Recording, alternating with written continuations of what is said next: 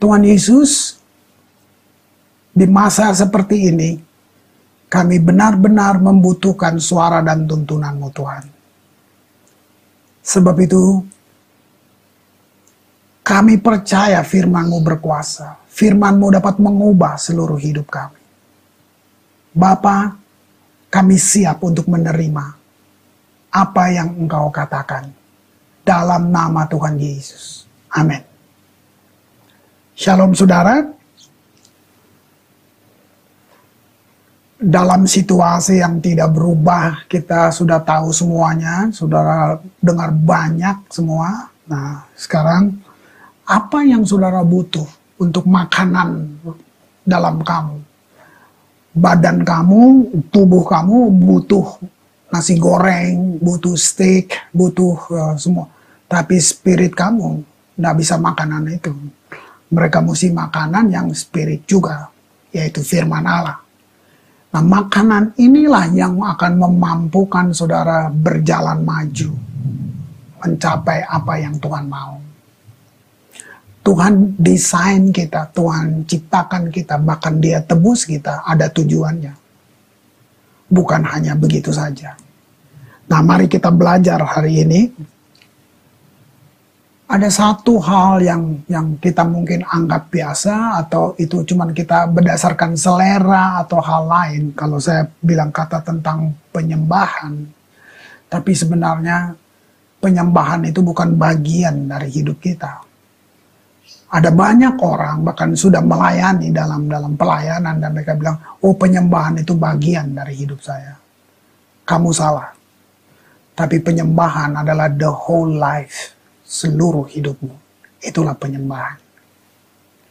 Sebab itu semua tulisan teologi terhebat, semua hikmat manusia tidak bisa menyingkapkan luasnya kebaikan dan kelayakan Tuhan untuk disembah.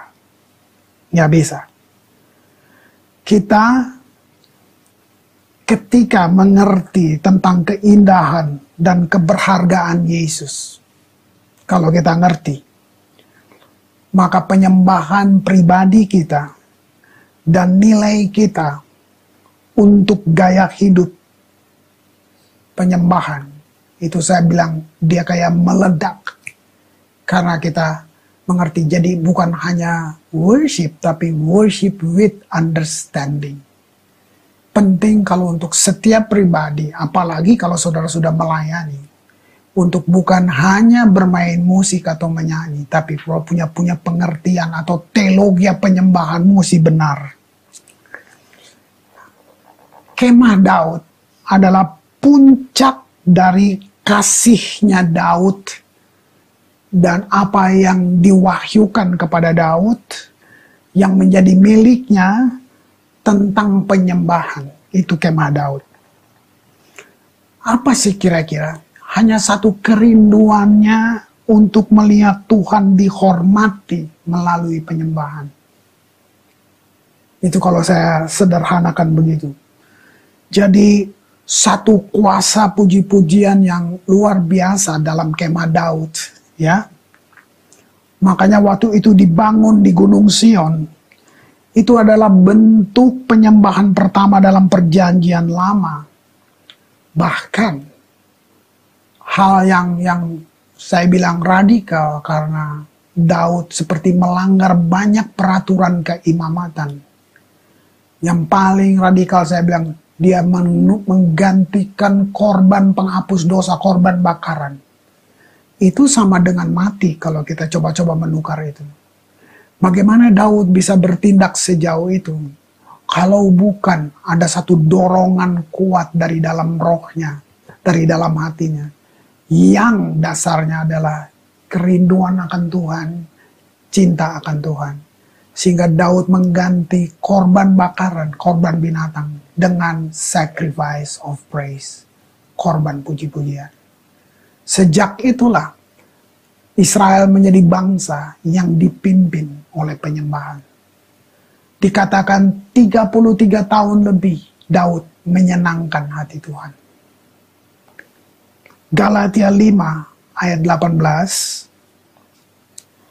Akan tetapi, jikalau kamu memberi dirimu dipimpin oleh Roh, maka kamu tidak hidup di bawah hukum Taurat.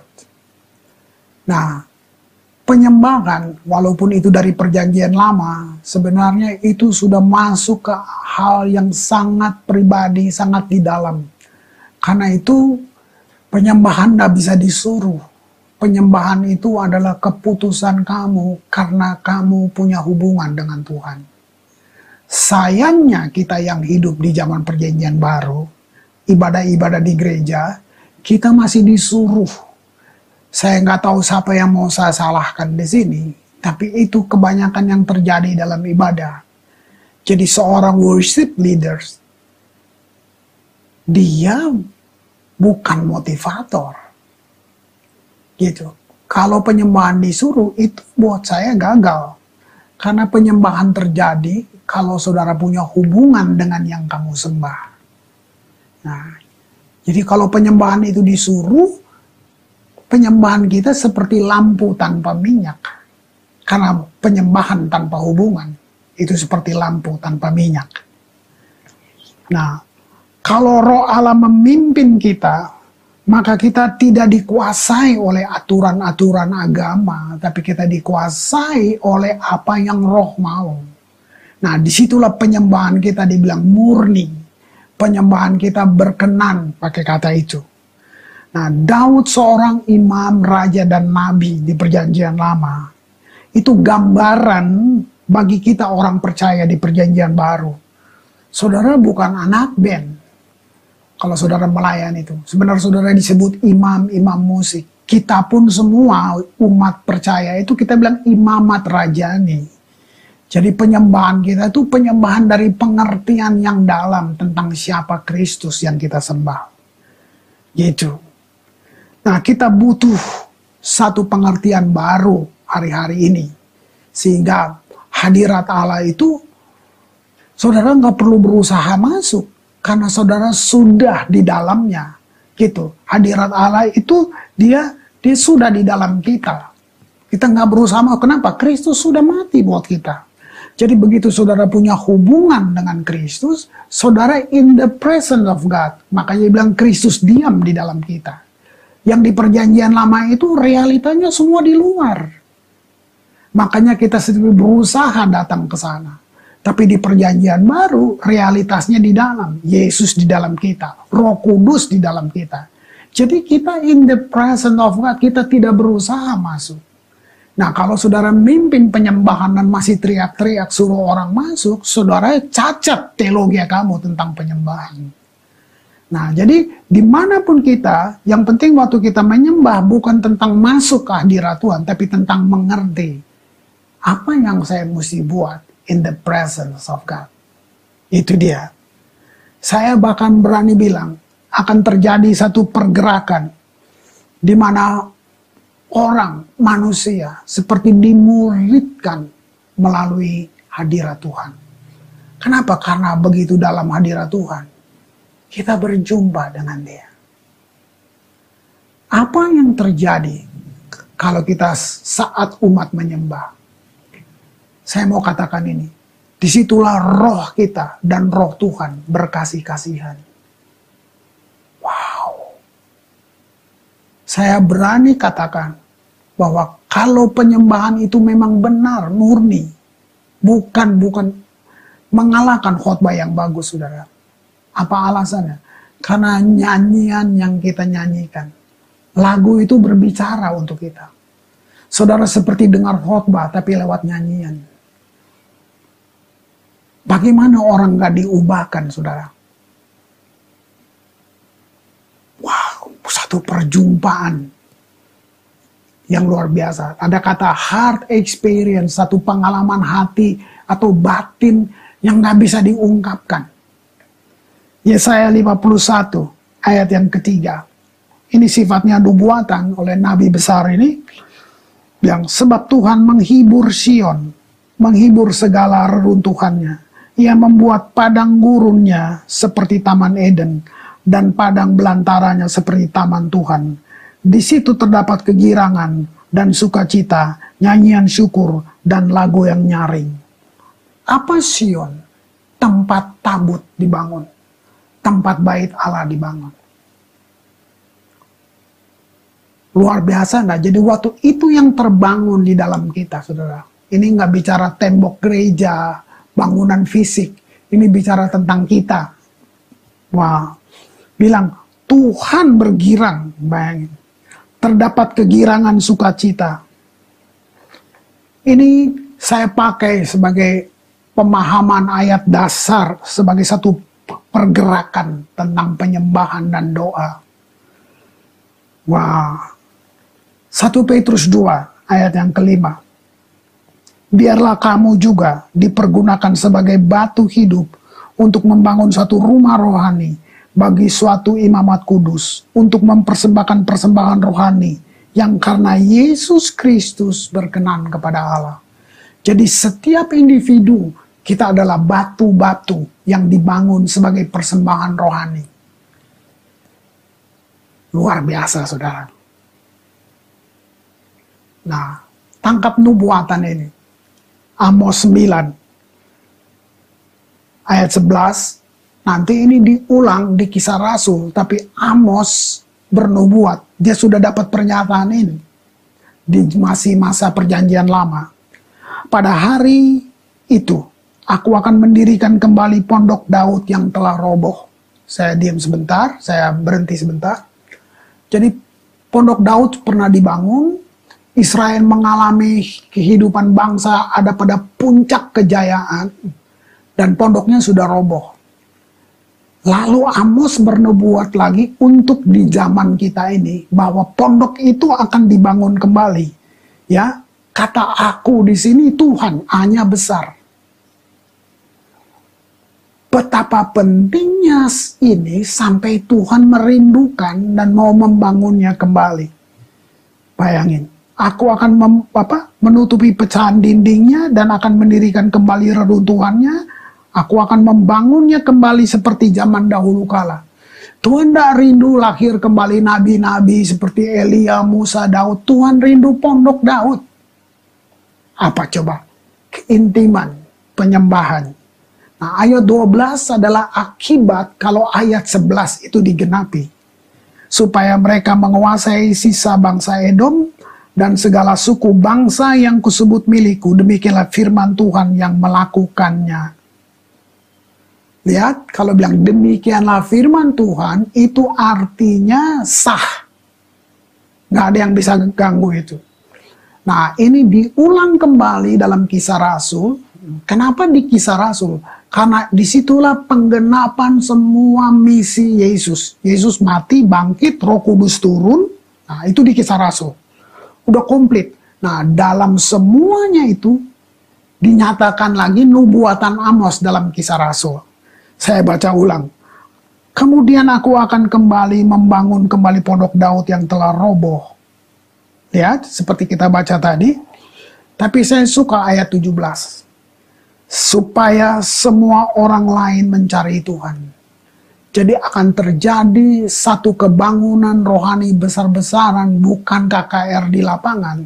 Tapi waktu pondok Daud dibangun, ayat 17 ini akibatnya tadi, semua orang lain mencari Tuhan. Orang lain itu siapa? Dilengkapi ini, segala bangsa yang tidak mengenal Allah. Yang kusebut milikku, demikian firman Tuhan yang melakukan semuanya ini. Jadi Tuhan ambil nubuatan ini, Tuhan menggenapinya, ditutup dengan demikian firman Tuhan yang melakukannya. Kalau saudara dan saya mungkin tidak mau ambil ini, nggak apa-apa, Tuhan bisa pakai yang lain. Untuk masuk dalam pergerakan ini. Nah, ini ayat paralel adalah perkataan profetik yang akan menjadi dasar di mana kita berdiri untuk menjadi bagian dari apa yang sedang Tuhan lakukan di hari-hari terakhir ini. Penting buat saudara dan saya tahu kenapa Tuhan ingin kemah Daud dibangun. Gitu. Dalam membangun hadirat Tuhan di bumi, semua orang akan punya akses datang kepada Tuhan. Ini yang dibilang tuayan berlaksa-laksa. Luar biasa saudara ya. Daud menemukan kunci yang dengannya kita mengubah dunia menjadi dunia Tuhan. Luar biasa saudara. Satu nubuatan lagi, Yesaya 22 ayat 22. Aku akan menaruh kunci rumah Daud ke atas bahunya. Apabila ia membuka, tidak ada yang dapat menutup. Apabila ia menutup, tidak ada yang dapat membuka. Apa kunci? Otoritas. Bagi komunitas, bagi gereja yang mengerti ini, yang mau membangun penyembahan yang benar, nggak perlu minta, otomatis otoritas akan diberikan, kunci Daud akan diberikan. Bahkan Yesus sendiri, Tuhan Juru Selamat kita, dia pegang kunci Daud. Wahyu 3 ayat yang ke-7. Tuliskanlah kepada malaikat jemaat di Philadelphia, inilah firman dari yang kudus, yang benar, yang memegang kunci Daud. Apabila ia membuka, tidak ada yang dapat menutup. Apabila ia menutup, tidak ada yang dapat membuka. Lihat betapa dahsyatnya penyembahan itu. Mazmur 110 ayat yang kedua. Saya milih ayat ini karena betapa indahnya orang-orang yang mengerti, yang hidup, yang selalu ada dengan dia, yang menyadari dia, yang semuanya yang lihat. Tongkat kekuatanmu akan diulurkan Tuhan dari Sion. Nah, kalau saya bilang Sion, bukan geografisnya, tapi Sion ada pesan spiritual di sini. Itu tentang kediaman Allah. Nah, di mana kediaman Allah sekarang di perjanjian baru? Di dalam diri saudara. Nah, Tuhan, ya, tongkat kekuatanmu akan diulurkan Tuhan dari Sion. Memerintahlah di antara musuhmu. Wah, coba renungkan ini saudara. Jadi kunci Daud membuka dan menutup pintu-pintu di alam rohani juga di alam jasmani. Yesus memerintah dan menjalankan otoritas dari hadiratnya. Kalau kita selalu ada di sini, kalau kita selalu membuka hidup kita untuk ini, nah perlu heran, saudara, orang yang berjalan dengan otoritas. Ketika kita mendapat hadirat Allah, kita akan dapat semuanya. Musa, dia bawa hadirat Allah di wajahnya. Cuman sementara, habis itu hilang. Ya, itu pun memancarkan kemuliaan Tuhan. Obed-Edom membawa hadirat Allah di rumahnya. Tercatat dalam Samuel bagaimana dia diberkati, bagaimana menggomparkan sampai Daud cemburu. Ya, itu. Nah sekarang hadirat Tuhan melalui penyembahan dan doa, dia ada di dalam setiap orang percaya dan akan menjadi berkat bagi bangsa-bangsa. Pesan ini sebenarnya Tuhan sedang memberi isyarat kepada kita. Saudara bahkan boleh uji dia dalam hal ini. Bagaimana kita bisa merebut jiwa-jiwa yang hilang dengan kunci Daud. Apa sih kunci Daud? Saya mau katakan 3 hal. Pertama, pemerintahan. Itu kunci Daud. Yang kedua, otoritas. Dan yang ketiga, kemuliaan. Jadi kalau kita umat penyembah, kita yang hidup dalam hadiratnya, kita hidup dengan 3 ini. Pemerintahan, kerajaan Allah. Itu, artinya itu. Nggak ada urusan dengan politik. Kedua, otoritas.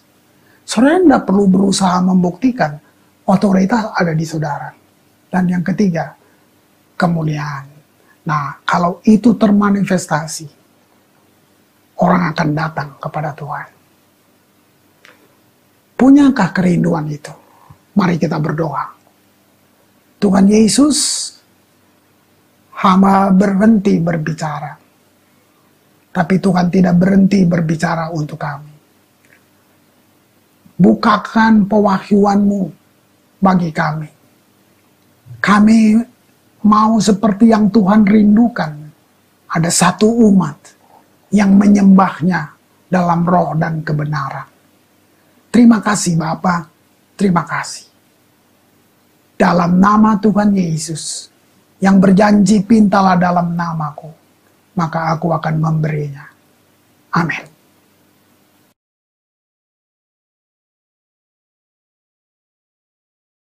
Saudara, kembalilah dalam hidupmu.